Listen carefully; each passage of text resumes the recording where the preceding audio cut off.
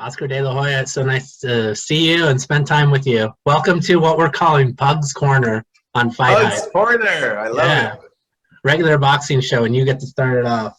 Beautiful. I think I wanted to start. I mean, the best place to start is with Vergil Ortiz. I mean, obviously, I think everyone involved has great expectations about what he can become.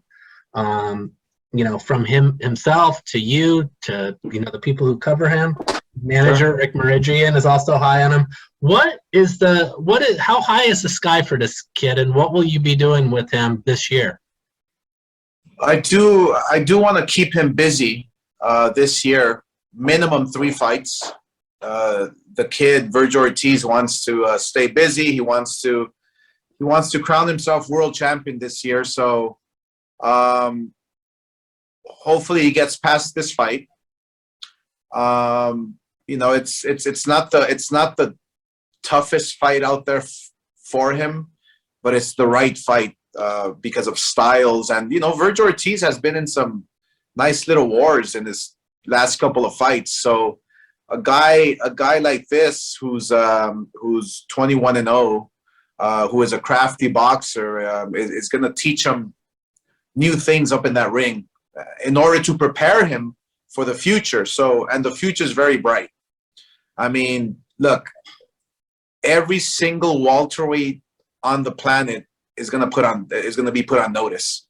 Vergil's that good. He's dangerous. He's just a great fighter, and so we have something special in our hands. Yeah, let's first. I'm sorry I oversaw this. I mean, obviously, Vergil's going to be fighting Michael McKinson from England, March 19th at the Galen Center on the campus of USC here in Southern California. And that's going to be on Dazn. I mean, speaking of Dazn too, Oscar, because like they're among those entities that are so high on Vergil. Is that deal now done with you and Dazn? Because let me ask you that first. Well, look, there's no done deal until it's signed. But we're working very closely with Dazn. We're very close. Hopefully we can have something announced very shortly. But we're excited. We're excited about bringing the biggest stars in boxing. Obviously, after Canelo, our job is to continue building the big guys, the big names, the more exciting fighters. And so when you look at Golden Boy's roster, from when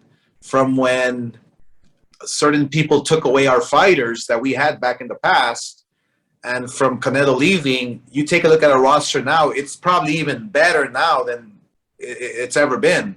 Really? The future is bright for us with Vergil Ortiz, with Ryan Garcia, with Ceniza, and with Zurdo Ramirez.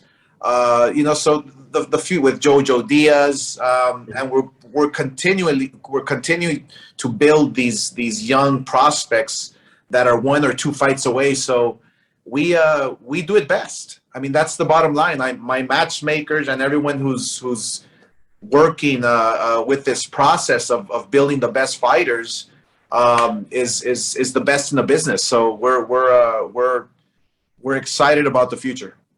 Yeah, obviously. I mean, look, with Vergil Ortiz and Ryan Garcia, and we know that Ryan's going to be returning to action in April, you do basically have like a 2-headed monster of guys that could really dominate their respective weight classes.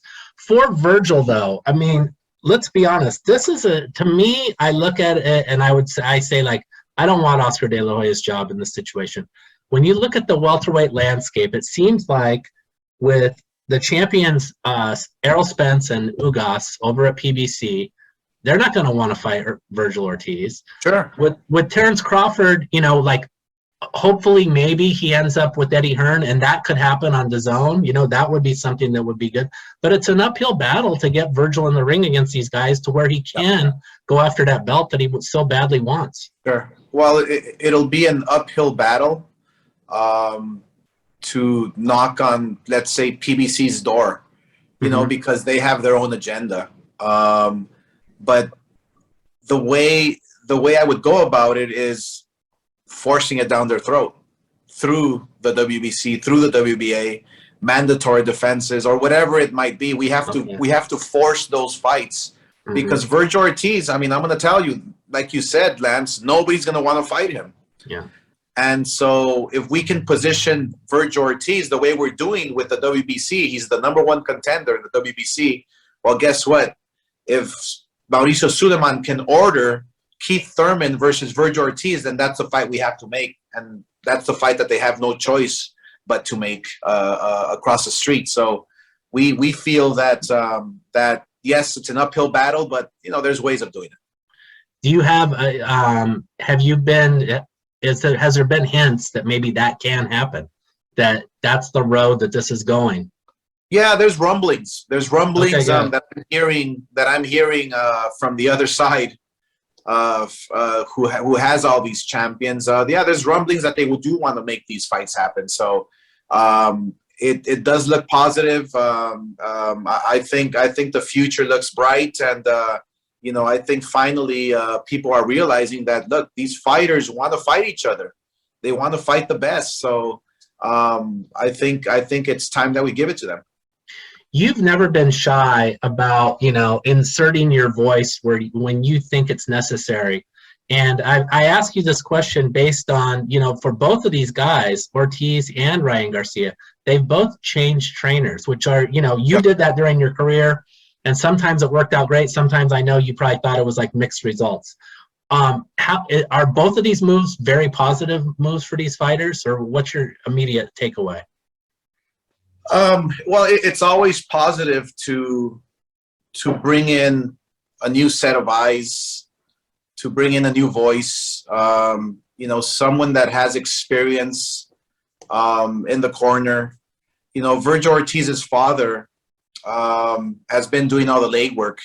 He's spearheading everything in camp. So the fact that they were willing to bring somebody in that's new and fresh, it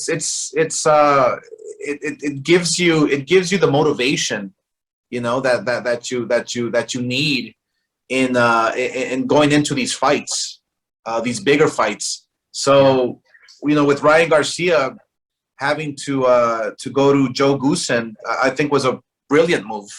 I know Joe Goosen for forever, since I was 9 years old, and he's a hard worker. He's tough. He's going to instill that discipline, that motivation on Ryan Garcia. So that's exactly what he needs. You know, a set of new eyes that's going to give him all the attention in the world. So both guys made great moves. I commend them for that. I had 6 trainers throughout my whole career, and you know, you try to learn from every single one and become a better fighter. Yeah, with both of these guys, with Vergil and with Ryan, and again, to make the point, Virgil's going over to Manny Robles, so I think that you probably also have a world of respect for such a great guy. Formerly had Andy Ruiz Jr., the heavyweight champion. Oscar Valdez, yeah. Yes, absolutely. And you talk about a hard worker. But I mean, the thing is that for both of these guys, as they head into these fights, you mentioned it yourself. They're both, you know, prohibitive favorites. Are you anticipating, you know, big early, or at least knockout victories for both of these guys? Do they need to do that given where they are in their careers? Well, look, being an ex-fighter, I urge for them to do that. I need for them to do that. I as a boxing fan and as a fighter first, I love great fights with knockouts. They know what they have to do. They know what they have to do to become superstars. They know they have to please.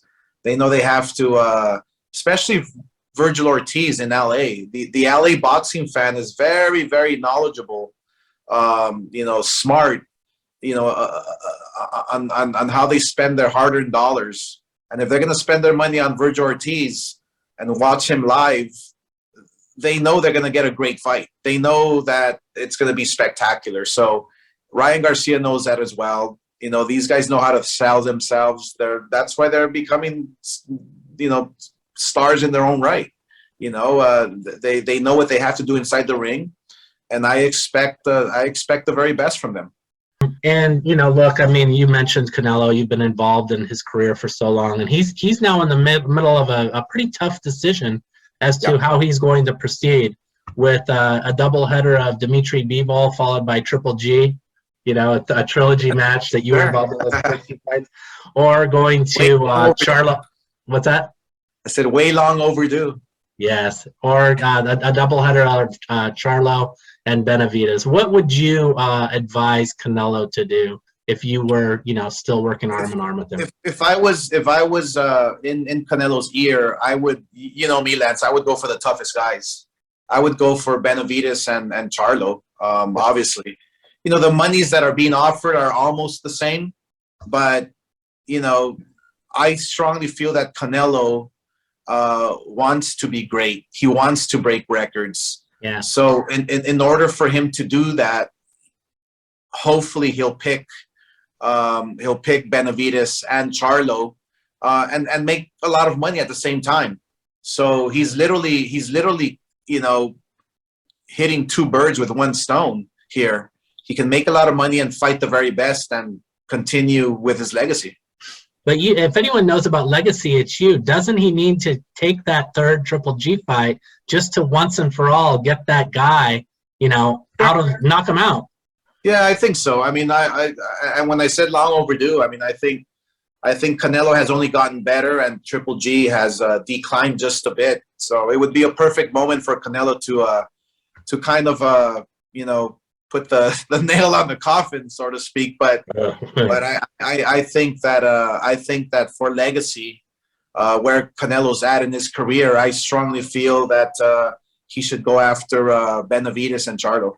You know him better than anyone else. What do you think he's going to do? I strongly feel that he'll go for Bivol, and yeah, I think he'll go for Bivol and Triple G. Okay. And both decisions, both options are great options. You know, it's a win-win for everyone. Whatever road he takes, it's a win-win. Yeah. Well, again, I think you're headed for a win-win with back-to-back fights with Vergil Ortiz and Ryan Garcia. We really appreciate your time today on the debut episode of Pug's Corner. Thank you so much, Oscar. I love it. Thanks, Lance. Appreciate you. You're welcome anytime.